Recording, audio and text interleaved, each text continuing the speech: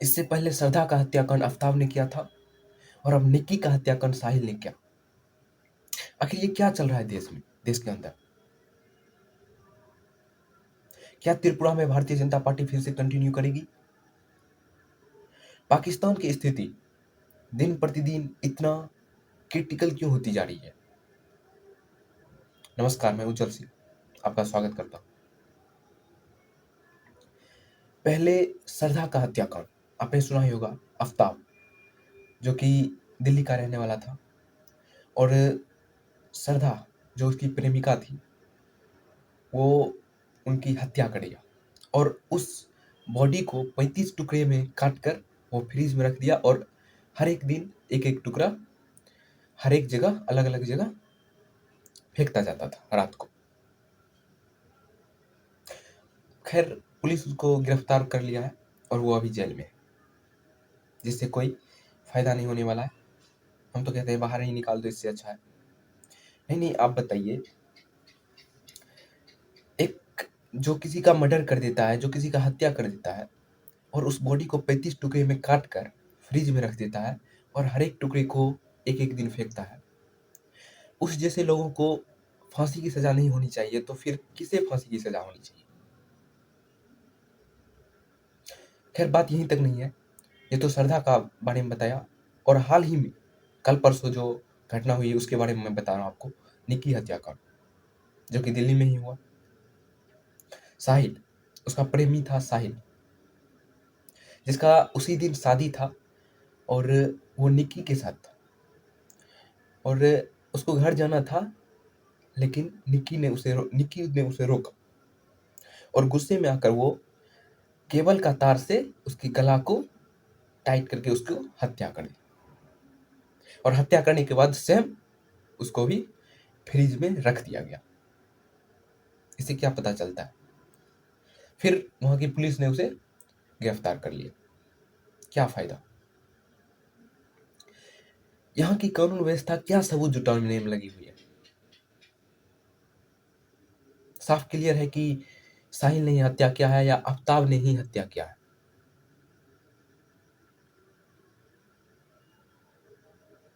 जरूर सवाल उठती है कानून व्यवस्था पे।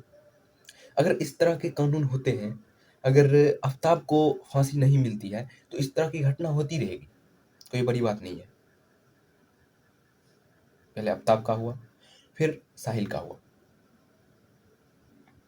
मैं चाहता हूं कि जल्द से जल्द फांसी हो दोनों को और इतना लेट नहीं होनी चाहिए,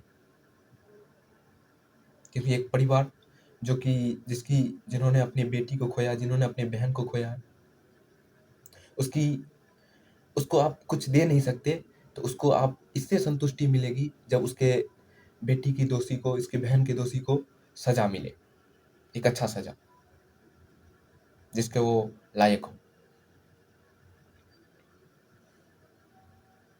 इसके बाद आइए दूसरे खबर के बारे में जानते हैं। त्रिपुरा में विधानसभा चुनाव। इसके पूर्व मुख्यमंत्री भारतीय जनता पार्टी के मनीष साहा थे और 16 फरवरी को यहाँ पे वोटिंग हुई। कुल विधानसभा सदस्य 60 है यहाँ पे और 259 प्रत्याशी इस इलेक्शन में भाग लिए। क्या फिर से भारतीय जनता पार्टी यहाँ पे आएगी या कुछ होता है? इसका रिजल्ट आएगा मेघालय और नागालैंड के साथ 2 मार्च को आएगा। 2 मार्च को इसका रिजल्ट आप लोग के सामने आएगा, तो दिलचस्प रहेगा उस दिन। चलिए उसके बाद जानते हैं पाकिस्तान की आर्थिक स्थिति। आखिर क्यों इतना क्रिटिकल, इतना बद से भी बदतर, आप कह सकते हैं कि भुखमरी जैसी स्थिति आ गई है। जी बिल्कुल सही बात मैं बोल रहा हूँ। कई घर ऐसे हैं कि जो रोज के आप जैसे खाना खरीदते हैं, सब्जी खरीदते हैं, उसे भी खरीदने के लिए सोचना पड़ता है, ऐसी स्थिति आ गई है। महंगाई चरम सीमा पे है और बाहरी निर्यात नहीं हो रहा है, बहुत दिन से निर्यात रुका हुआ है।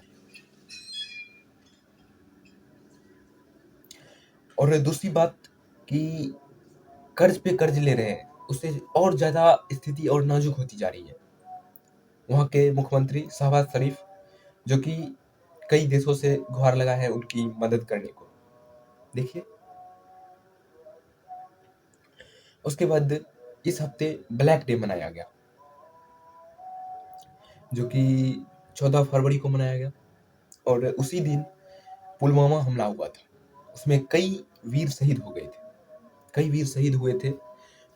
उनको मैं अपनी श्रद्धांजलि व्यक्त करता हूँ, उनके प्रति अपनी संवेदनशील व्यक्त करता हूँ। जो भी इस इस हमला में शहीद हुए हैं, जिनका भी बेटा हो, जिनका भी भाई हो,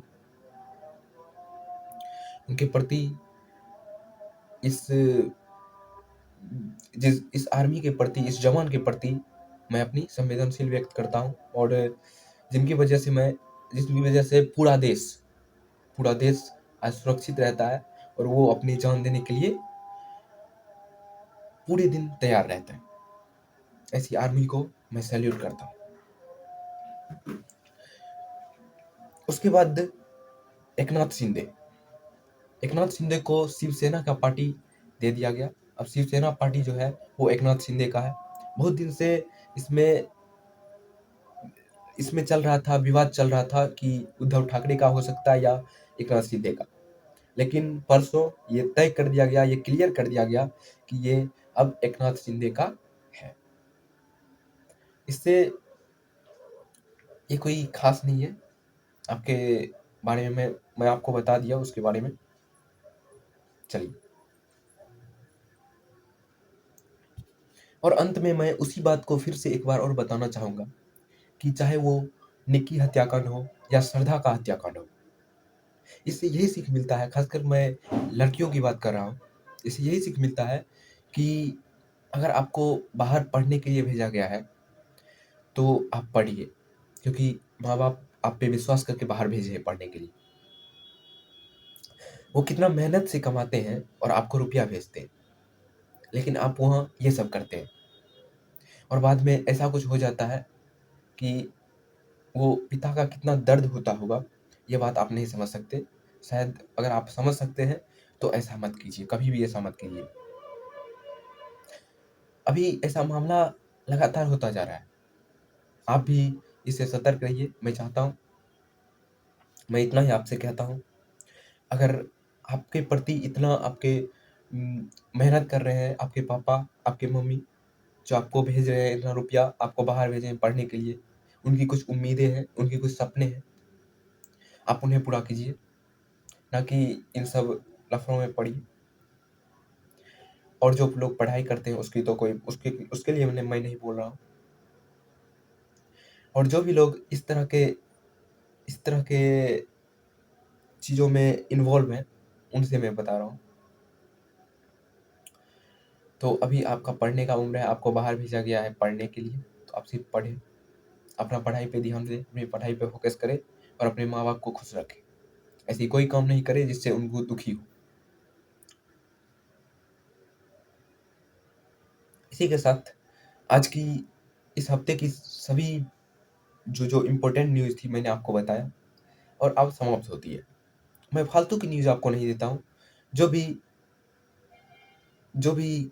महत्वपूर्ण, जो भी इम्पोर्टेंट न्यूज़ हो, ताकि आपको भी बोरिंग नहीं, जो भी इम्पोर्टेंट न्यूज़ हो वो मैं आपको बताता हूँ, वो मैं आपके साथ शेयर करता हूँ और आपके साथ डिस्कशन करता हूँ। उम्मीद है कि आपको अच्छा लगा हो। इसमें अगर आपको किसी भी क्वेश्चन होगा या कोई भी आप भी कुछ अपना राय रखना चाहते हैं तो कमेंट बॉक्स में ज़रूर लिखिए। इसी के साथ मैं इजाज़त चाहता हूँ, इजाज़त दीजिए।